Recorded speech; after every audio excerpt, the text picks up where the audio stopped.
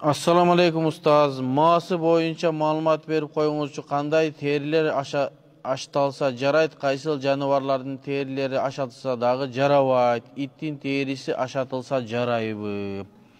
Maası bul биздин бутубузга кийип ысыкта бутубузду сактай турган жакшы кайыштан болгон нерсе. Ушуну маасы дейбиз. Маасынын түрлөрү көп. Шариаттагы кабыл алынган маасы бул согончокту жапкан маасы. Ал эми кээ бирки маасылар бар, тизеге чейинки маасылар бар. Булар деле жарай берет. Анан маасы сөзсүз түрдө кайыштан болуусу керек. Кайыштан болгондо дагы ошо менен сыртка жок дегенде 5 километрге басууга мүмкүнчүлүк боло турган болуш керек. Маасы басканга жарактуу болуш керек. Ошол маасыга гана мас тартканга болот. Анан мен но централь мечиттен кээ бир маасыларды көрүпмүн, дермантин бар го жанагы. Ошондон эле тигип коюптур. Ал 2 жолу топ тепсең жыртылат ал. Ал жарабайт. Ошого кээ бир кайыштар да бар экен, өтө жука. Ал катуураак тартсаң айрылат. Ал көчөгө басып чыкканга жарабайт. Эгер ошондой 5 километрге басканга жыртылып кете турган даражада болсо, ал маасыларга дагы мас тартканга болбойт. Эми кайышка келе турган болсок, шариятыбызда бардык терилерди ашатылса таза болот. Бир гана адамдын териси жана чочконун териси ашатылса да таза болбойт. Адамдын териси анын урматтуулугу үчүн аны колдонуу арам кылынган. Азыр мен өткөндө бир жаңылык угуп калдым. Британияда адамдын терисинен көйнөк жасашыптыр. Бул эмне чектен чыккандык, бул акмактык.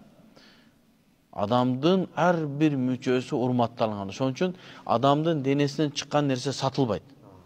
Чач саткан арам, бөйрөк саткан арам, ашказан саткан арам. Сатылабы ашказан? Сатылбайт. Бөйрөктү сатып аткандар бар экен. Шариятыбызда азыркы замандын аалымдары гана уруксат берген, ушул зарылчылык болуп, бир адамда 2 мүчө болсо, бир мүчө менен жашоого мүмкүн болсо, башка бир адам өлүп аткан болсо, ошого жардам берүү иретинде бир бөйрөгүн берсе дурус. Сатса арам болот. Канды, бирок кан жоготту, Кудайым сактасын, азыр канга муктаж болгондор көп. Барып каныңызды берсеңиз сооп болот, сатсаңыз арам болот. Ошондой эле адамдын териси дагы арам, аны иштеткенге болбойт. Чачы, териси. Өткөндө бир жаңылык жүрөт. Жаңылыктан окуп калдым. Чач алабыз, чач сатып алабыз. Аялдардын натуральный чач сатып алабыз дейт. Кээ бирки кыздар чачын өстүрөт экен дагы сатат экен, арам бул. Баягы пайгамбар саллаллаху алейхи вассаламдын чачты улаганга болбойт деген хадиси бар го, ошол чачтарга улаганга болбойт.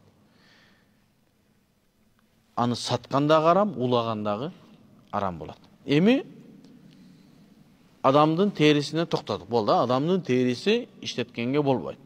Чочконун териси ашатылса дагы адал болбойт. Себеби анын нажасаттыгы, нажасатул айн дейт. Болду, анын туруш турпаты менен нажат тазаланбайт ал. А башка терилердин майын жана сууларын кетирсе таза болуп калат. Чочконуку такыр таза болбойт. Ошого эң арзан тери кайыштагы чочконуку болот экен. Кытайдан келген туфли, курткалардын бардыгы чочкон терисинен. Ошого бут кийим алып атканда абайлаш керек.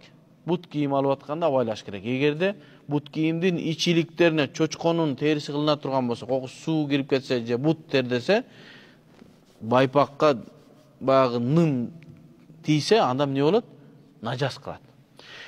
Чочконун терисинен жасалынган куртканы кийип алып туруп намаз окусаңыз, нажасат көтөрүп окуган намазыңыз дурус болбойт. Аны азыр адамдар оңой эле билдирип коюптур. Неме? Кайышты карасаңыз, 3 тешик точкалар болот экен. Жанагы жүндөрү 3төн чыгат экен да. Теримде чоюп эле карасаңыз, 3 точка болуп билинет экен. Ошондон билип алсак экен. Интернетке жазып, кантип мен чочкон териси менен башка терисин үйрөтөм, YouTubeга жазсаң, сонун көргөзүп берет. Ушулардан эмне кылыш керек? Абайлаш керек. Аны сатканда дурус эмес. Сатпай эле коюш керек. Себеби бизде мусулмандар көп жашаган жерде адамдарга биз зыян болбош керек. Сатып алып атканда клиенттер, жанагы сатуучулар товар алып келип атканда шуну караш керек.